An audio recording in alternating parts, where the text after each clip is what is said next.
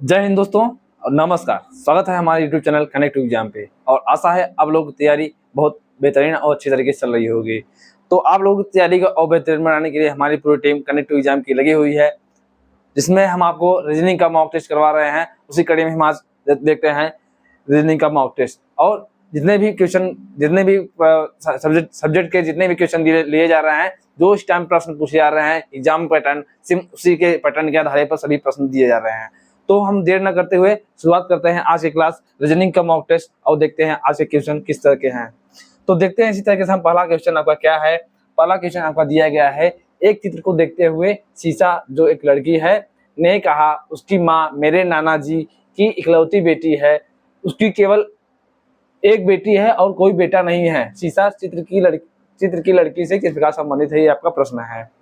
तो ऐसे प्रश्नों में पहले देखते हैं कौन बोल रहा है और किसके बारे में बात कर रहा है। तो बोल कौन रहा है, इसमें बोल रही है एक चित्र को देखते हुए शीशा बोल रहा है। जो शीशा में क्या बोल रही है, इसमें दिया गया है जो एक लड़की है। शीशा बोल रही है वो एक लड़की है, तो लड़की के लिए हम यहाँ कर सकते हैं, यहाँ शीशा हो गया और शीशा को हम क्या कर रहे बोल रही है वो लड़की है, तो इसके हम हो गया इस तरीके से। आगे क्या क्वेश्चन बोल रहा है, उसकी माँ मेरे नाना जी की इकलौती बेटी है। मेरे नाना जी कौन है, था शीशा है जो शीशा की नाना जी हैं। तो शीशा के नाना जी के लिए हमें कहा जाना होगा, उनके तीसरी पीढ़ी में जाना होगा।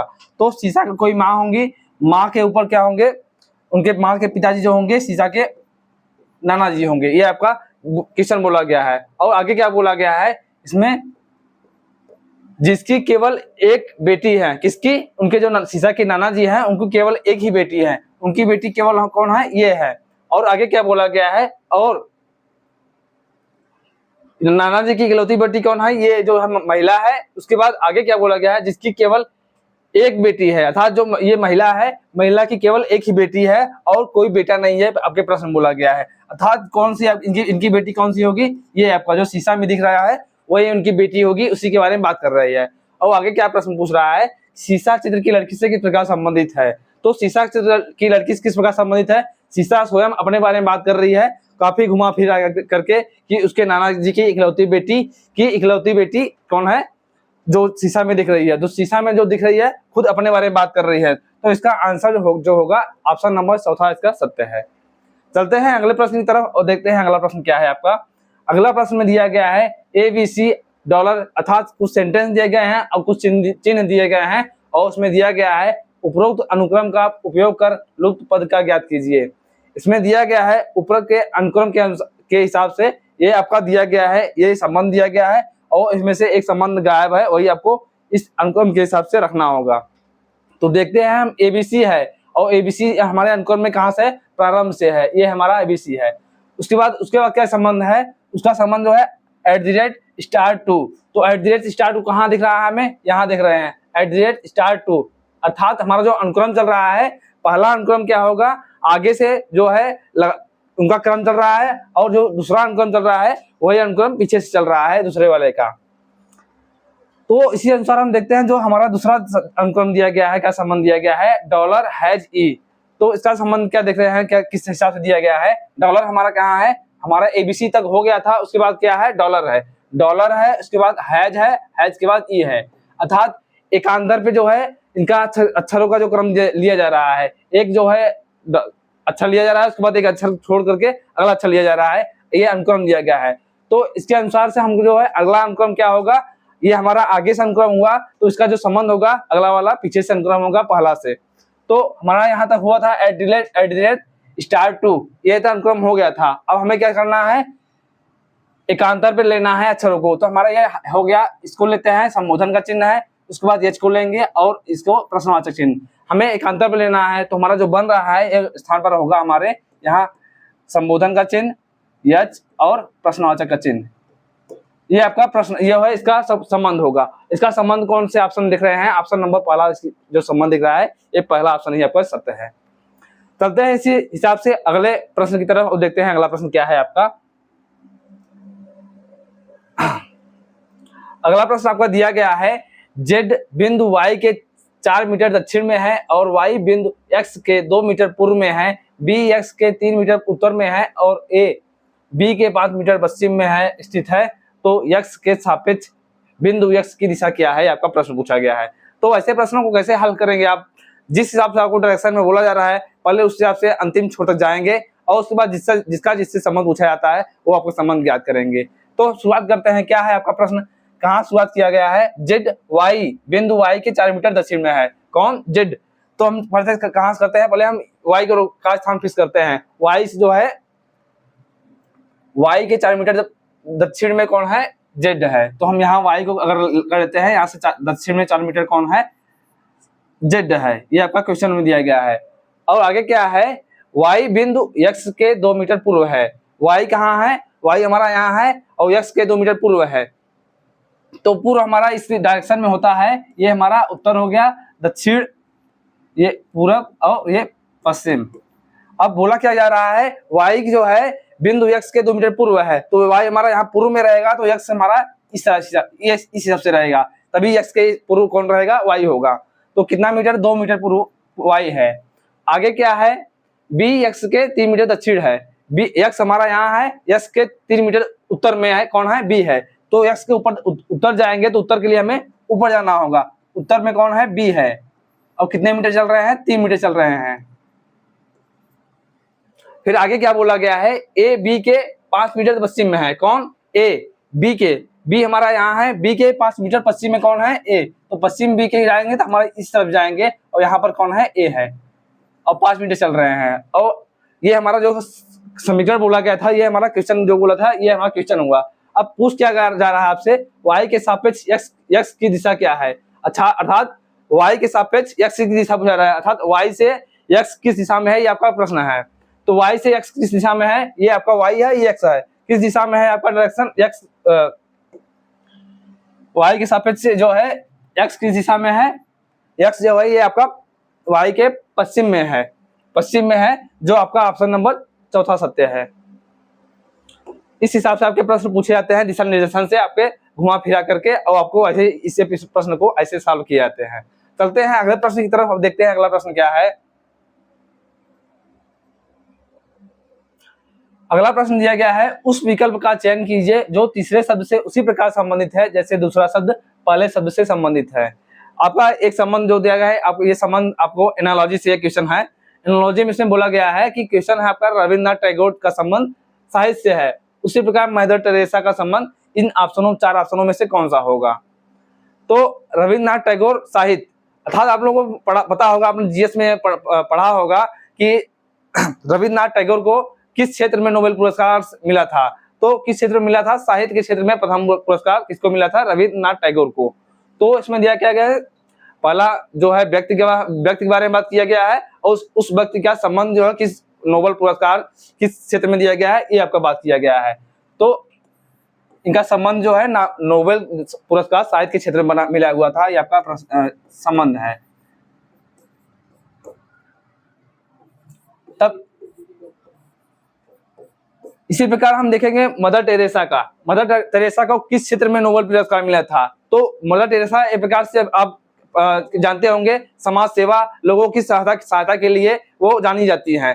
तो और उनको किस क्षेत्र के लिए मिला जाएगा, जब लोगों को सहायता के लिए जब वो हेल्प कर रही हैं, तो उनको जो नोबेल पुरस्कार मिला था किस क्षेत्र में मिला था, शांति के क्षेत्र में मिला था, अर्थात शांति व्यवस्था को बनाए रखने और उनको शांति के लिए एक उसी क्षेत्र में उनको नोबेल पुरस्कार दिया गया। तो इसका ऑप्शन जो होगा, ऑप्शन नंबर पहला ही सत्य होगा, बाकी आपके 3 ऑप्शन के गलत हुए। तो ये आप क्वेश्चन जो है आप जीएस में के तौर पर भी याद कर सकते हैं कि नोबेल पुरस्कार सबसे पहले शांति क्षेत्र में या साहित्य क्षेत्र में किसको मिला था। तो ये आपके जीएस से संबंधित प्रश्न है एनालॉजी के। तो चलते हैं अगले प्रश्न की तरफ, देखते हैं अगला प्रश्न क्या है आपका। अगला प्रश्न दिया गया है, एक निश्चित कूट भाषा में रेशियो को ITARO लिखा जाता है, उस भाषा में UNTIL अंटिल को कैसे लिखा जाएगा, आपके ऑप्शन के ये आ रहे हैं। तो देखते हैं किस प्रकार से लिखा जाता है। क्या दिया गया आपका, रेशियो लिखा गया है और उसी प्रकार से ITARO। तो आप देख रहे हैं जो रेशियो में जितने अक्षर थे वही अक्षर ये जो आपका उसका कूटबद्ध किया गया है वही अक्षर है, लेकिन उनका क्रम क्या है, थोड़ा बदलाव किया गया है। तो क्या बदलाव किया है देख रहे हैं हम अगर आर को देखें, RAT देखें, RATI, तो हमारा इस तरह से RATI हो रहा है, और इसमें क्या आ रहा है, RATI, ये पीछे से हो रहा है। और देख रहे हैं ओ का स्थान हमारा पीछे से जो है अंतिम में जो था वही स्थान इसमें भी है। तो इसी प्रकार से हमारा जो अनुक्रम चल रहा है, रेशियो जो है, जो अभी अक्षर है प्रारंभ से हो रहा है, जो अक्षर पहले से है और उनका जो कुटबद्ध करने के बाद वो अक्षर अंतिम से प्रारंभ हो रहे हैं, एक अंतिम वाले अक्षर के छोड़ देने के बाद। तो उसी प्रकार से हम देखेंगे अंटिल को भी ऐसे करेंगे। क्या करेंगे, यल जो है अंतिम अक्षर का स्थान फिक्स रहेगा, तो हम अंतिम अक्षर का स्थान फिक्स कर रखेंगे।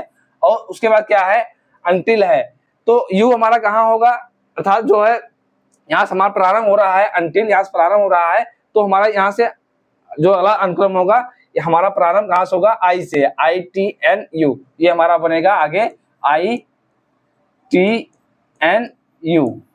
एल पहले सही था। तो आपका जो संबंध इसका अनुक्रम बन रहा है ITNUL, कौन से ऑप्शन में आपको दिख रहा है, इसको ITNUL चौथा ऑप्शन देख रहे हैं, ITNUL मिल रहा है और यही आपका अनुक्रम सही है। इस तरीके से आपका ये कूटबद्ध किया जाता है अक्षरों को।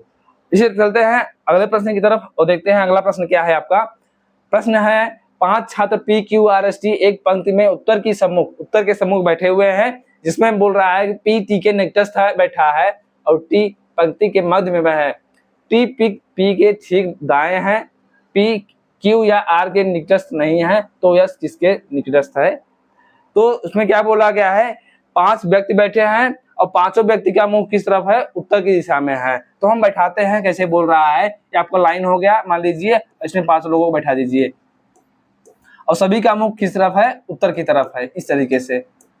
और आगे क्या बोल रहा है, और ऐसे प्रश्नों को क्या करेंगे, जिसका स्थान पहले हम फिक्स हो रहा है, जिसका स्थान निश्चित हो रहा है, पहले हम उसको बैठाएंगे, उस हिसाब से हम आगे क्वेश्चन जिस हिसाब से इसका निश्चित होता जाएगा उस हिसाब से बैठाते चले जाएंगे और उसके बाद प्रश्न हल करेंगे। तो प्रश्न है आपका P T के निकटस्थ है बैठा है, तो P T के निकटस्थ है, लेकिन दोनों का स्थान कहीं फिक्स नहीं है, तो इसको अभी हम छोड़ेंगे, अभी रुके रहेंगे। आगे बढ़ते हैं, क्या है, T पंक्ति के मध्य बैठा है। T कहाँ बैठा है, पंक्ति में के मध्य बैठा है, तो T को हम यहाँ बैठा सकते हैं क्योंकि T यहाँ इसका मध्य होगा, 2 इधर 2 इधर, तो मध्य में कौन बैठा है, T बैठा है। फिर आगे क्या बोला गया है, T P के दाएं बैठा है, कौन बैठा है, T जो है P के दाएं बैठा है, तो P का दायां कौन होगा, इधर होगा, P का दायां किधर होगा, इधर T के तरफ होगा, तभी यो P के दाएं T बैठा हुआ है। और आगे क्या है कि P Q या R के निकटस्थ नहीं है, अर्थात P का जो पड़ोसी होगा न तो Q होगा न तो R होगा। जब Q R नहीं होंगे तो Q R जो नहीं होंगे तो जो बच रहा है उसको हम बैठाएंगे। तो 5 व्यक्ति थे जिसमें से 2 बैठ गए, 2 नहीं बैठेंगे, बचा कौन है, S बचा है, तो S को हम यहाँ बैठाएंगे। बाकी ये Q R हम यहाँ, इनका स्थान फिक्स नहीं हो रहा है, तो ये इनका क्रम ये भी हो सकता है और ये भी हो सकता है, क्योंकि Q और R के बारे में बहुत ज्यादा नहीं बात बताया गया है। अब प्रश्न क्या पूछा जा रहा है आपसे, तो यस किसके निकटस्थ है, यस किसके निकटस्थ है, आप देख रहे हैं यस किसके निकटस्थ है, P के निकटस्थ है, बाकी इसके निकट में, यस के निकट में और कोई नहीं है। तो इसका ऑप्शन जो है, ऑप्शन तीसरा सत्य है इसका। यस सॉरी, क्वेश्चन पूछा गया यस के निकटस्थ ना, तो यस के निकटस्थ कौन होगा, P होगा। इसका ऑप्शन नंबर दूसरा सत्य है। चलते हैं अगले प्रश्न की तरफ और देखते हैं अगला प्रश्न क्या है। आपका प्रश्न है, निम्नलिखित वस्तुओं के समूह में से सबसे उपयुक्त पद का चयन कीजिए। आपके जो दिए गए हैं, ट्रॉफी, विजेता, सम्मान पत्र और पदक, इसमें आपको प्रश्न है और इसमें से 4 ऑप्शन दिए गए हैं, उत्सव, बैठक और विवाह पुस्तकें। तो ये प्रश्न जो है आपको कभी कभी एग्जाम में फिगर के माध्यम से भी ये जो ट्रॉफी, विजेता ये सब दिया गया है, ये फिगर के माध्यम से भी दिया रहेगा और ऑप्शन आपके इस तरह से लिखे रहेंगे, तो इस तरीके से चुनना होता है। तो देख रहे हैं, ट्रॉफी, विजेता, सम्मान पत्र और पदक, ये सब किससे संबंधित होंगे। अगर हम ऑप्शन से देखें तो पुस्तकें में, और पुस्तक और ट्रॉफी, विजेता, इन सबसे इनका कोई संबंध नहीं है, तो इनका कोई संबंध नहीं है, तो हमारा ये ऑप्शन गलत होगा। आगे हम अगर विवाह समारोह देखें, विवाह हो रहा है, विवाह समारोह में हमें ट्रॉफी, विजेता, इन सबका कोई काम नहीं है, जब इनका कोई काम नहीं है तो इनका संबंध भी नहीं होगा, तो हमारा ऑप्शन भी गलत हुआ। आगे है बैठक। अगर आप बैठक हो रहा है, बैठक में जो होता है विजेता, सम्मान पत्र और ये पदक, इन सब के बारे में बात ही नहीं होती, इसमें जो हमको पर्सनल जो मैटर होता है उसके बारे में बात करने के लिए बैठक होता है, तो इसका ऑप्शन भी ये गलत हुआ, बैठक। उत्सव, फंक्शन, अर्थात उत्सव को क्या बोल सकते हैं, फंक्शन। कोई फंक्शन होता है, जैसे आपके खेल में प्रतियोगिता होती है या कोई भी समारोह होता है जिसमें खेल कूद या इस सब के लिए आमंत्रित किया जाता है। तो उसमें ही आपको क्या होता है, उत्सव में ही आपको ट्रॉफी भी देता और सम्मान पत्र पदक सभी दिए जाते हैं। कहाँ में? उत्सव फंक्शन में। तो आपका आसन जो होगा इसका पहला ही सत्य होगा। चलते हैं नेक्स्ट क्वेश्चन की तरफ। आपका ये बहुत ही अच्छा क्वेश्चन है, त्रिभुज सेन। इसमें बोला गया है, चित्र दिया गया है और उसमें पूछ रहा है कितने इसमें त्रिभुज, कितने त्रिभुज बनेंगे। तो आपको पता होना चाहिए, अगर आपको इस तरह के चित्र दिखे कभी भी, इस तरह के चित्र अगर कभी भी दिखे और वो क्या पूछे आपसे, त्रिभुजों की संख्या पूछे, क्या पूछेंगे? त्रिभुजों की संख्या। तो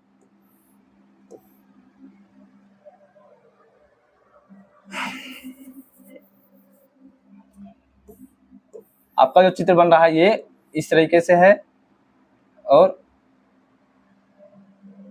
सॉरी जो चित्र बन रहा है आपका ये,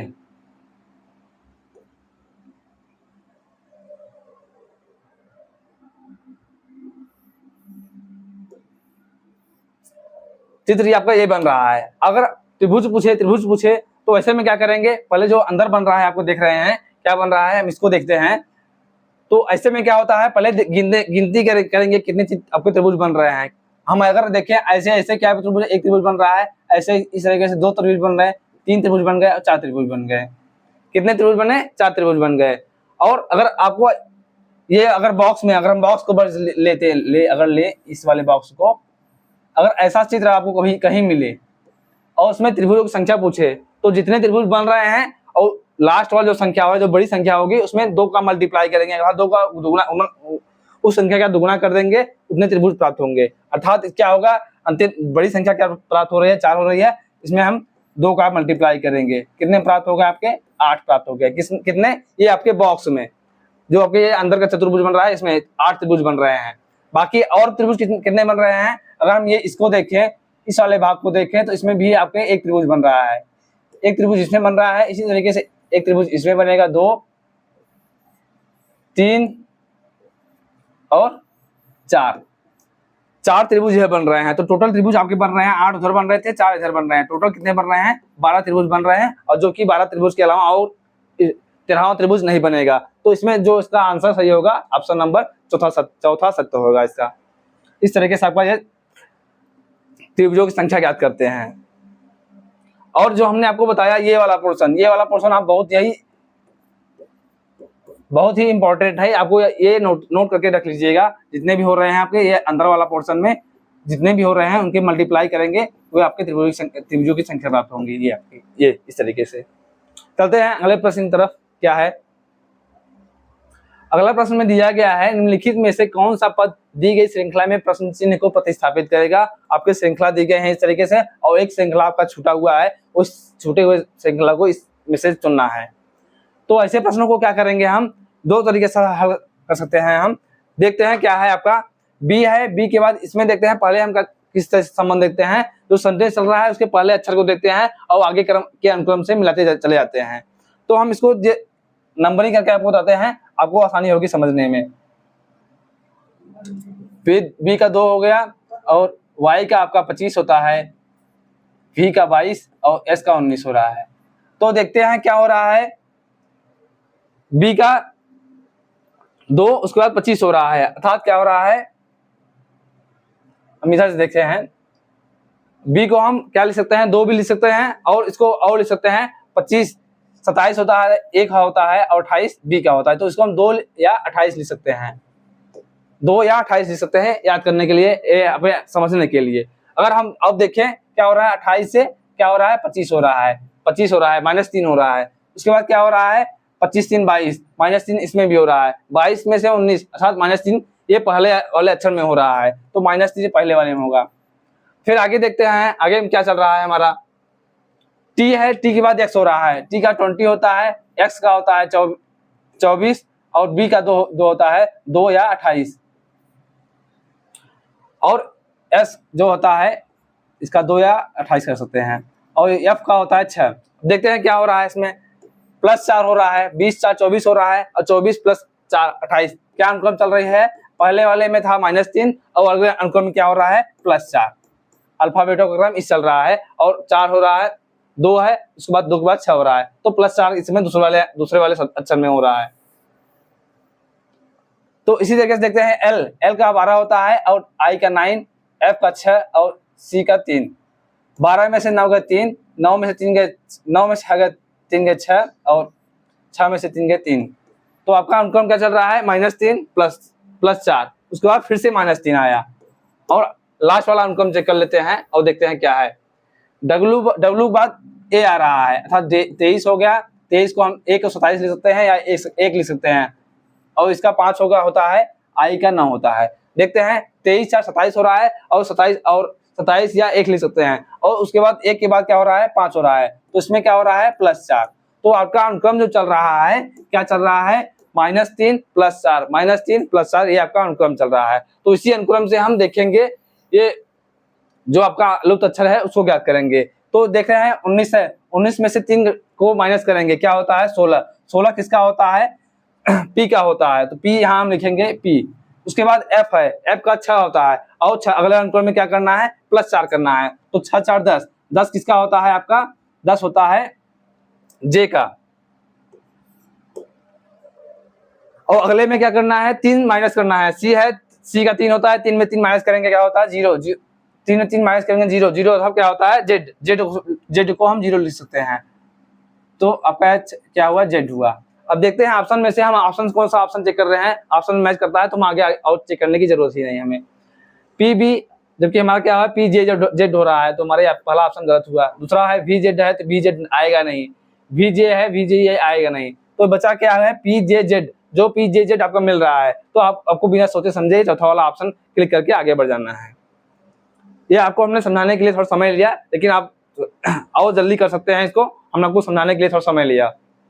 चलते हैं अगले प्रश्न की तरफ और देखते हैं अगला प्रश्न, और आज का अंतिम प्रश्न है ये प्रश्न है, उस समूह का चयन कीजिए जिसमें संख्याएं उसी प्रकार संबंधित है जिस प्रकार निम्नलिखित समूहों की संख्याएं संबंधित है।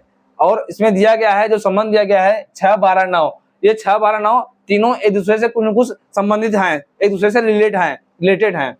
उसी प्रकार से 16 10 13 है, ये तीनों संख्याएं जो हैं आपस में एक दूसरे से कुछ न कुछ संबंध होंगे।